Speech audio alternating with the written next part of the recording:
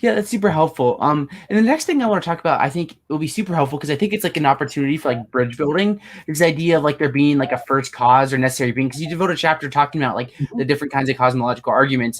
So I'm curious, like I think, at least in my opinion, like this is a great place where we could potentially like build bridges, like with people we disagree. So do you think skeptics and Christians can agree that there must be some sort of like first cause or necessary being or something like that, and like maybe like build bridges? I think so, and you know, I would say based on that idea, I think bridge building is a really good idea. Now, why do I say that? Well, according to Scripture, all people are made in God's image.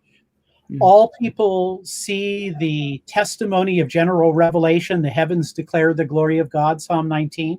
All people have a conscience, Romans 1 and 2.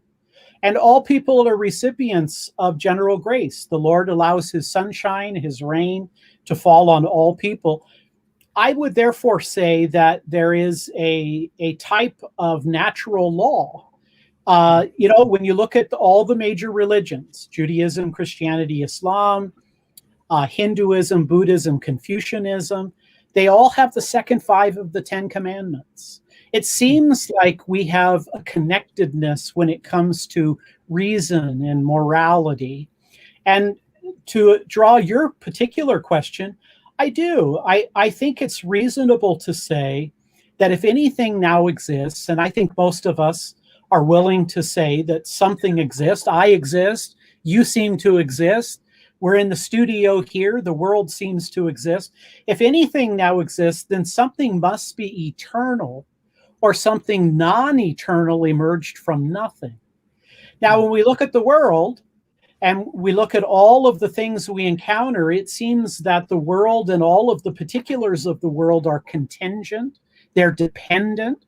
I mean, even Big Bang cosmology seems to indicate that the universe, matter, energy, space, and time had a singular beginning. And therefore, the idea that something would come from literally nothing, I mean, think about what nothing would be. No matter, energy, time, space, no mind, no reason, no actual, no potential, no numbers, no math, no logic. I mean, something coming from absolute nothing. I don't think anybody really believes that. I mean, even people like Stephen Hawking or Lawrence Krauss, who talk about something coming from nothing, it's not really nothing. It's already part of the universe, quantum foam, or with Hawking, it's the law of gravity. It seems to me it is reasonable to conclude that something is eternal. Now, the atheist is going to say, well, maybe the universe is eternal.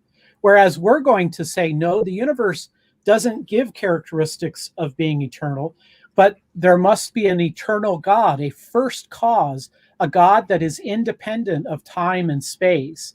So I think there is a place in which we can talk about the idea. In fact, Zach, I think one of the most powerful varieties of the cosmological argument is that contingency argument.